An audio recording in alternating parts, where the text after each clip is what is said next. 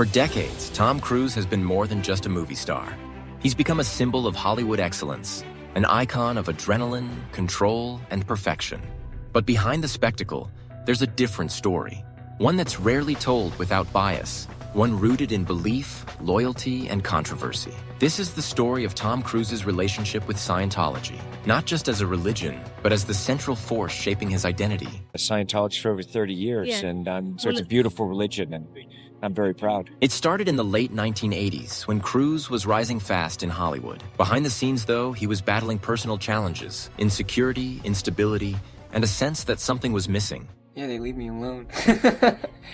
A director, a good director will listen, and trust his artists after casting them. I've been fortunate. I've really had a lot of room with the directors that I've worked with. That's when Scientology entered the picture. Introduced by his then-wife Mimi Rogers, the church offered not just answers, but a system. A way to take control of his life, his emotions, his future. For someone constantly under pressure, that sense of control was magnetic. To understand why Cruise was drawn in so deeply, you have to understand what Scientology promises. Developed by Ron Hubbard, it sells a path to personal liberation. A system where spiritual enlightenment is measured, tracked, and achieved through techniques like auditing. For outsiders, it can sound like science fiction. But for believers, it's real. And for Cruise, it quickly became essential. By the early 2000s, Tom Cruise wasn't just a participant. He was the face of Scientology. Tom, let me try to understand. The Church of Scientology, is this something that feeds you spiritually? Or is it a technique that just helps your mind? Is it a religion? Yeah, by definition, it is a religion. And is it for you? Does it help you in a spiritual way? Yeah, but the thing is that it's not a matter of being fed something. And it is not someone telling you how to live your life. It is not someone feeding you what is real for them. It is what is real for you. It is a self-exploration. Does it bother you that it is considered so controversial, that it is considered a cult, that it has been investigated? I'm not telling you anything you don't know. No, it doesn't. For me, I don't care. It doesn't affect me at all. It doesn't matter to me. Whatever anybody thinks or what they don't know, it's... The church saw in him the perfect ambassador, charming, disciplined, and completely committed. He built a tight bond with Scientology's leader, David Miscavige. He became a vocal advocate, even attacking psychiatry and promoting Scientology solutions for mental health. To Cruise, it wasn't controversial. It was truth. This world needs help, the kind of help where people can help themselves. Now, I have and will continue to dedicate my life to accomplishing this. And I am supremely grateful to Mr. L. Ron Hubbard for the study technology he provided, because I would not be here today if I didn't get that. And I am honored to be part of the applied scholastics movement, because I know now that I can truly help. But outside that circle, perception was changing. As Cruise's loyalty deepened, his public persona shifted. In interviews, he grew more defensive, more intense.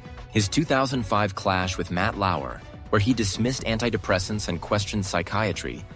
You don't understand. It's like you could be a Christian and be a Scientologist, okay? Scientology is something... So it doesn't replace religion. And it is a religion because it's dealing with the spirit, you as a spiritual being. And it's something that there's tools that you have that you apply to your life. And I know that psychiatry is a pseudoscience. But Tom, if she said that this particular thing helped her feel better, whether it was the antidepressant or going to a counselor or a psychiatrist, isn't that enough? Matt, you have to understand this. Here we are today, where I talk out against drugs and psychiatric abuses of electric shocking people, okay, against their will, of drugging children with them not knowing the effects of these drugs. Do you know what Adderall is? Do you know Ritalin? Do you know now that Ritalin is a street drug?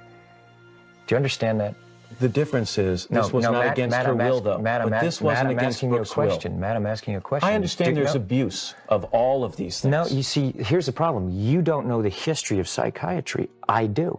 Aren't there examples, and might not Brooke Shields be an example of someone who benefited from one of those drugs? All it does is mask the problem, Matt. And if you understand the history of it, it masks the problem. That's what it does. That's all it does. You're not getting to the reason why. There is no such thing as a chemical imbalance. So in a body. postpartum depression to you is Matt, kind of a little psychological gobbledygook? No, I did not say that. I'm just asking what would you call it? Matt, that is the post. Now you're talking about two different things. But that's what she went on the antidepressant for. But what happens, the antidepressant, all it does is mask the problem. There's ways of vitamins and through exercise and various things. I'm not saying that that isn't real. That's not what I'm saying. That's an alteration of what I'm saying. I'm saying that drugs aren't the answer, that these drugs are very dangerous. They're mind-altering, antipsychotic drugs. For many, it was the first time Cruz's beliefs clashed publicly with mainstream values, and it didn't go unnoticed. Then came the personal fallout. His relationship with Katie Holmes seemed like a Hollywood fairy tale until it wasn't. Their sudden divorce in 2012 raised immediate speculation. Holmes reportedly feared the influence of Scientology on their daughter, Suri. Neither of them confirmed those fears publicly, but the silence spoke volumes. From then on, the question wasn't just, why is Tom Cruise a Scientologist? It became, what has it cost him?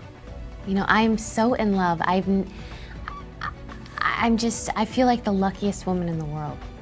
It's truly amazing. Despite the criticism, Cruise never wavered, not once. While other celebrities quietly distanced themselves from the church, he stayed vocal, loyal, and present. And the church, in turn, celebrated him, reportedly building luxury facilities just for him, praising his dedication as unmatched. To some, it looked like control. To others, it looked like faith. I think you know that I am there for you.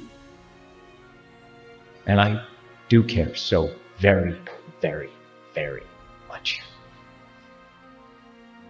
So what do you say? We need to clean this place up, huh?